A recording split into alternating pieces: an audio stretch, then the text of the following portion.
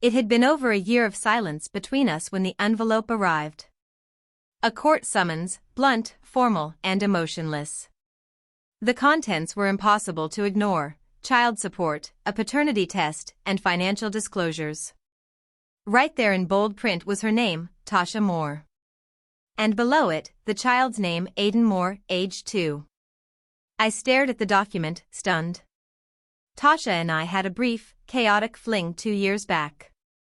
It ended with no real closure, but not once did she mention being pregnant. No calls. No texts.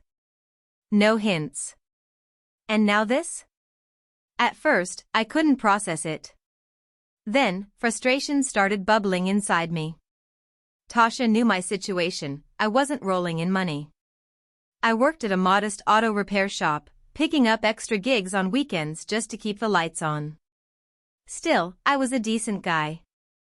I stayed out of trouble, filed my taxes, and kept to myself. Maybe she assumed I'd cave. That I'd quietly accept whatever she demanded. She was dead wrong. The day of the hearing, I showed up determined, shirt ironed, jaw tight.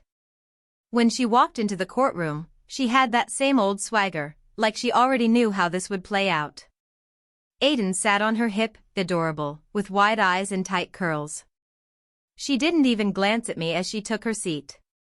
Her attorney kicked things off, accusing me of walking out on my responsibilities.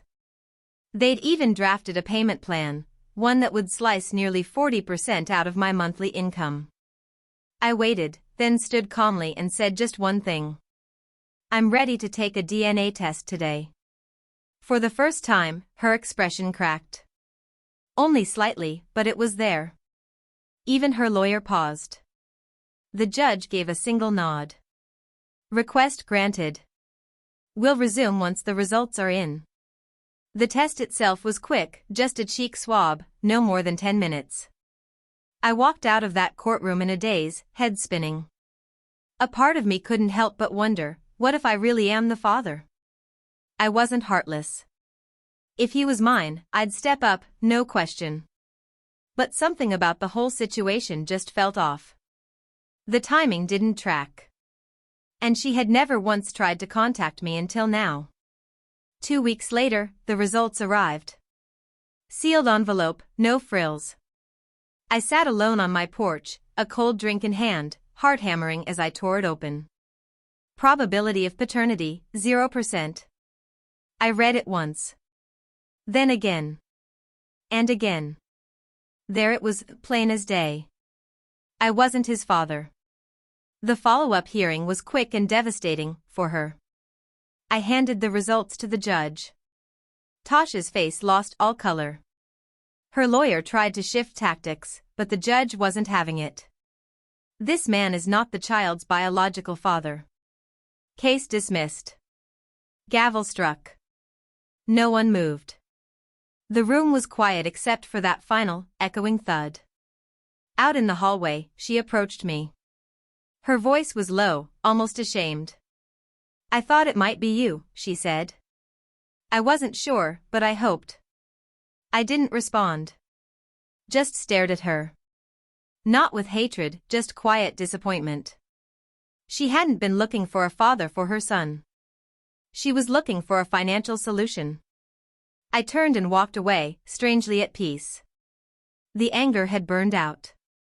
What I felt instead was relief. Relief from a trap I hadn't even realized I was walking into. That whole ordeal taught me something important: silence doesn't always mean serenity. Sometimes, it's a setup. And trust? That needs to be earned, never assumed. I haven't heard from Tasha since. I genuinely hope the kid's okay. He didn't deserve any of this. But as for me, I'm moving on. A little more guarded, a lot more aware. Next time, I'll trust my instincts. And if anyone ever doubts me again, they'd better remember, truth doesn't have to shout. It just has to show up with the right evidence.